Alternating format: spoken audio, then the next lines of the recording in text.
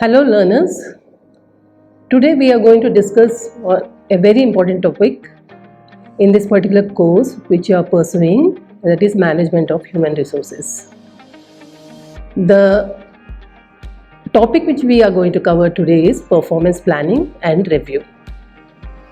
Performance planning and review play a very important role in an organization.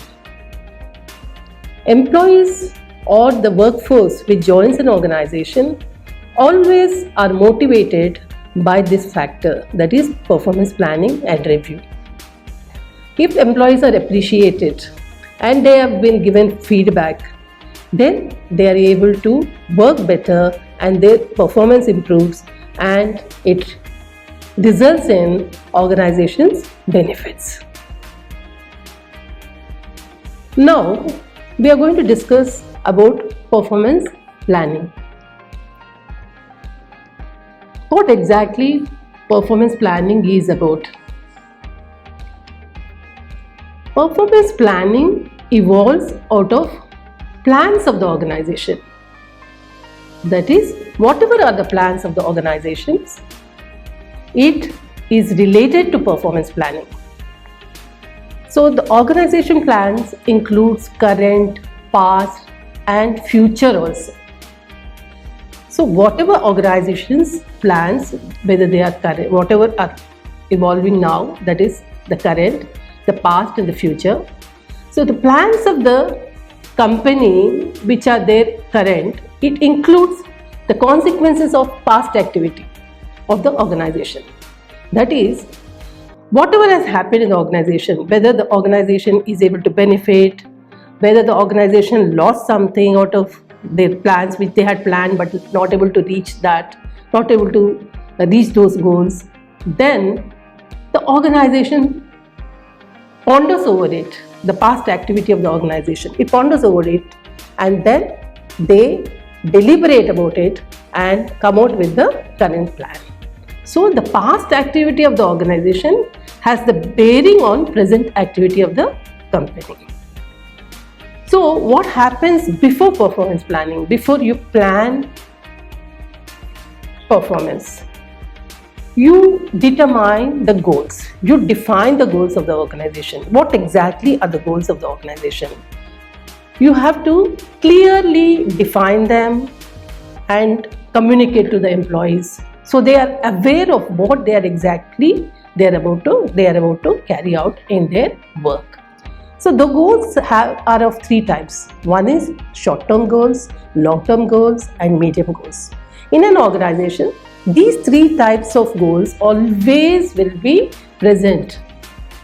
So the short-term goals will be the ones which you have to complete in a limited time.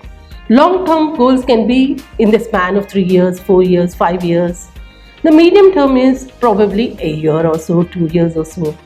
So all these goals or the activities which are based on these performance planning happens. So all the activities of the organization revolve around these three types of goals. Once you define the goals, what happens? Then you have to find out whether those expertise is available in the organization, whether the employees possess those skills. If not, you have to recruit. So the skills are required to perform these functions. The experience is required to perform it. And what are the academic qualifications are required to carry out these goals? All these have to be framed in the plan.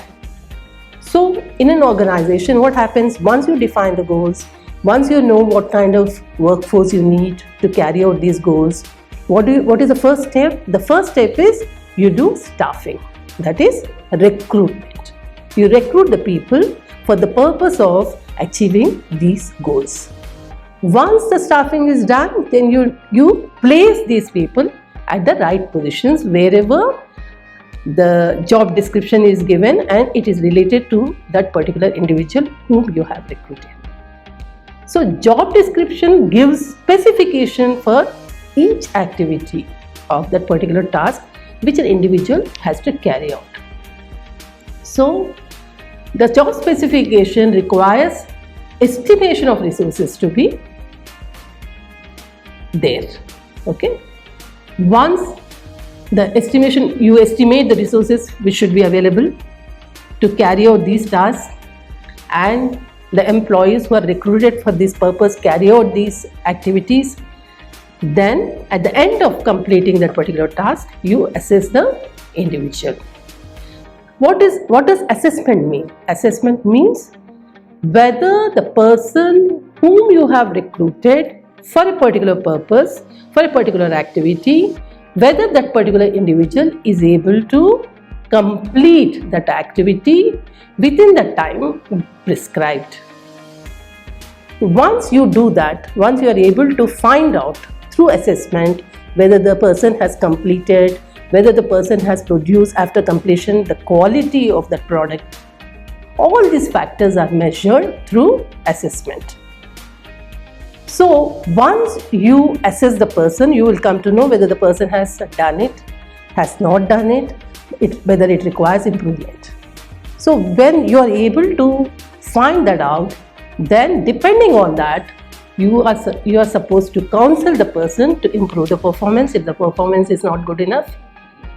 And you feel if the person is unable to complete the task because the resources provided by the organization are not enough, or he or she has to update the knowledge relating to that particular task, then what does the organization have to do?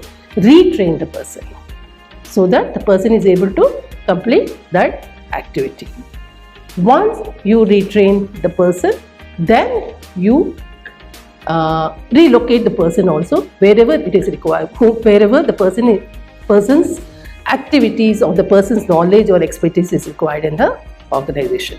So after the assessment, you do counseling, you do retraining depending on the assessment, and then if required, the person is also replaced in the organization. What is performance planning and review? Performance planning and review, it is a process used by all types of organizations, nationally, internationally, to translate the strategic plans into action. In the sense, the organization has defined its goal. It has made strategic plans to carry out these goals into action. So it enables them to set goals, monitor performance, and provide feedback throughout the performance cycle. So you define the goals of the organization, you enable them to set goals, then you monitor continuously how the performance is being done. Are you able to reach the goals, or do you have to change any process? By providing feedback throughout the performance cycle till it happens, till the results are out. The performance planning and review process builds on and is fully compatible with other system processes including service planning, team-based performance management. So you define initially when you plan performance planning, what do? You have to define the strategy, the plans into action. So goals are set, the process are set, then you start performing. Then this activity, that is performance planning, is both the activity of leadership and also it is a management process.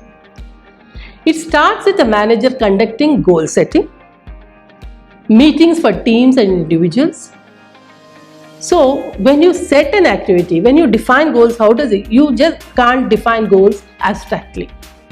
You have to sit down with your team, with your managers, and decide what are the goals we have to set for the organization. So the team as well as the individuals play an important role along with the leader to set the goals for the organization.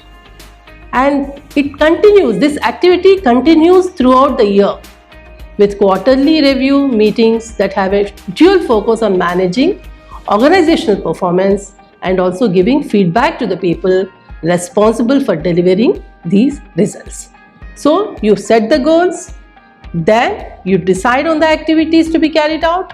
You set the goals along with the employees and the teams who are going to work towards these goals. And this is a continuous activity. It is not that you set the goals. It is not static. You have to keep on changing because there are changes in the environment, there are changes in the technology, and there is also changing perception among the customers what they require. So you have to continuously monitor the performance and the activities and the goals which are set for the organization. So this is first basic activity of performance planning. Then comes, during the planning stage, high level plans from the senior management team. It cascades throughout the organization by identifying the key result areas which managers need to include in the performance plans of individuals and teams. So the management level, the top level managers, what do? They discuss the activities to reach these goals along with the people who are working in their departments. And then they explain to them what are the key result areas which they have to perform. So performance planning emphasizes execution by identifying goals that need to be achieved and by providing continuous monitoring and dialogue on progress towards goals. Finally, review meetings focus on feedback, recognition of performance, adjustment to change circumstances, and individual and team learning. So, the first activity is to set the goals. The second is you discuss along with your employees, along with your team, the managers that discusses these activities, and also the processes by which you can reach these goals by giving continuously the feedback. Then, what are the benefits of performance planning? Why do you require it? Can organization just start its work immediately? No. Performance planning is a very important activity. Unless the employees know what they need to perform, what will they perform? So you have to put all the systems in place, and it is very essential for the organization to define the activities, to provide job descriptions for each activities and the task. You have to define the task to the human beings who are working for your organization. So the benefits by having a clear-cut performance planning is a clear line between organization strategy and performance of plans of managers, teams and individuals. So there should be a clear cut. It should be clearly mentioned. This is a strategy and these are the performance plans for managers, the teams and the individuals. So that benefits because it provides clarity to the individuals what they are supposed to achieve for the organization. And it also helps in continuous monitoring of performance against goals.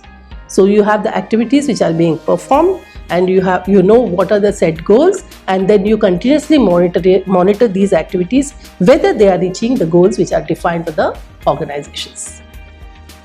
Then the objective feedback based on appropriate measures and metrics gives immense motivation to the employee who is performing that particular activity. So it strengthens the employee's attitude towards the work based on the feedback given by the management. So the performance and contribution acknowledged regularly, and if it is supported by feedback and which is continuous, it improves the performance wherever it is required. So these are the benefits of having a proper performance plan. We have discussed so far about the importance of performance planning in an organization. Why do we need it? Now let us discuss what is performance. Venkatraman and Ramanujan, they have defined performance is the time test of any strategy. You define a strategy that you have to achieve that, and what is the time taken to achieve that particular strategy. That is called as performance. That is one of the aspects. If you look at the performance based on the time you have taken to achieve that particular task, that is performance. Let us look at various definitions what is performance, and then we can decide what exactly performance is all about. Corradaro, he defined performance in two ways: effectiveness as well as efficiency. These two lead to performance. Then Libas, he defined performance is about deploying and managing well components of causal models that leads to timely attainment of stated objectives with constraints specific to firm and to the situation. So what are the different components and which makes the person to reach the goals or complete the activities to reach the goals of the organization? So effectiveness and efficiency, this is what Neely also has defined about the performance. Then Rolstad, he defined performance is a complex interrelationship between 7 performance criteria. Please listen to this very clearly. Performance is based on 7 performance criteria. What are those? Effectiveness, efficiency, quality, productivity, quality of work life, innovation, and profitability or budget ability. So these play a very important role on the performance. Performance is related to 7 aspects. What are these? How effectively you have carried out that aspect, and how efficiently the resources provided to you. Have you gone beyond the resources provided to you? Have you added more to the resources? So it all depends on the efficiency by which you carried out. That is the costing part. Then the quality, the production. You have produced something. What is the quality of it? Then the productivity, how much you were able to achieve. And the quality of work life, whether the person who has performed had the work-life balance. That is very essential to know. Then whether there was any innovation beyond the task defined, and what is the profitability and budgetability. You have done costing, and then you wanted to find out what is the profit after performing that activity. Then Dwight, he defined the level to which goal is attained, whether the goal is achieved is of a higher level quality or not.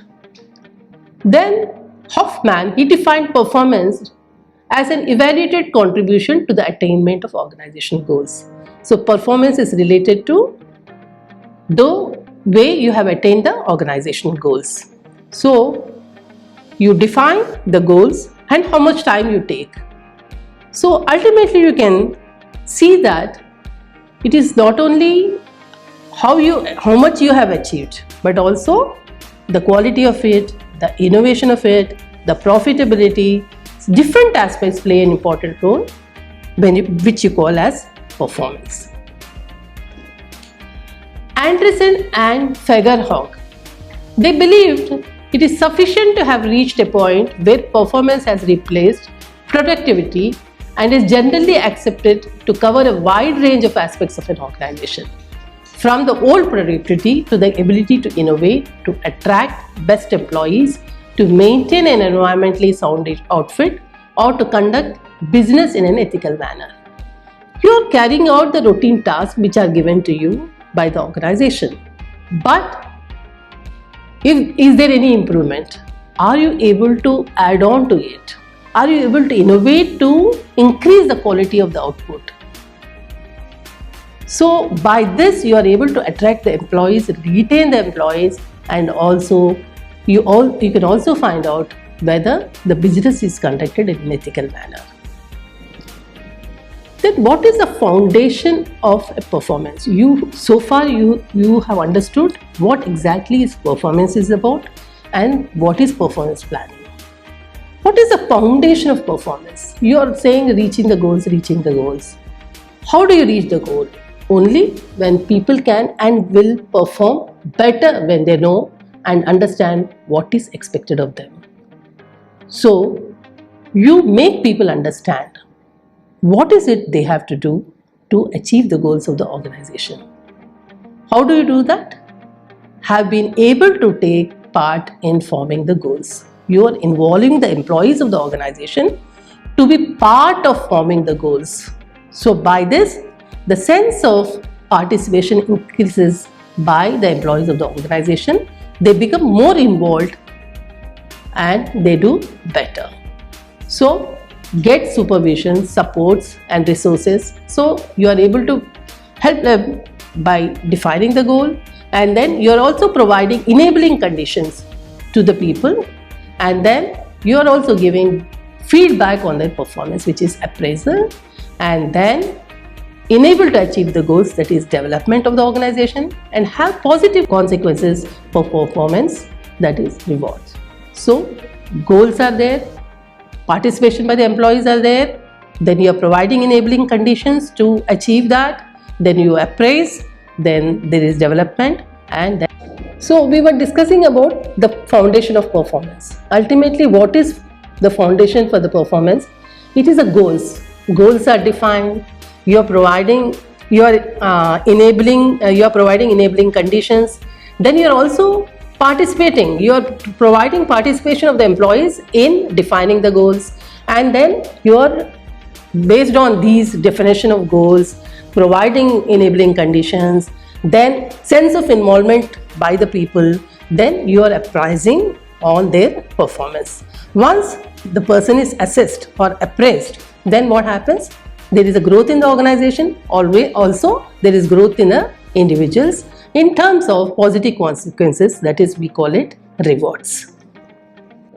So till now we were able to understand what is performance planning, what exactly is performance is about, and what is the foundation for performance. And then the next step is why perform? Why do we need to perform? Because unless we perform, we will not be able to reach organizational mission and goals. Why do we join an organization? We join an organization to achieve the mission and goals of the organization. It is not just you are being employed just by not performing any activity. You have to perform an activity. That is the reason you are being recruited into the organization. So you need to perform the organizational mission and goals. Then it also encourages and rewards behaviors aligned with organizational mission and goals. When you perform, what happens? You are able to reach the goals of the organization, reach the mission of the organization. Then you also curb or redirect non-productive activities. So if you do not perform, what happens? You indulge in many other activities which is not fruitful of the organization. It results in non-productive activities. So you need to perform in order to reach organizational mission and goals of the organization. So let us summarize now, the learners, what we have learned in this particular module. Briefly, we have touched upon what exactly is performance planning is about, and the importance of performance planning, and the benefits of having a performance planning in an organization, and what exactly is performance, the definitions of performance, then what is the foundation of performance, and why do we need to perform in an organization. This is what we have learned in this particular module.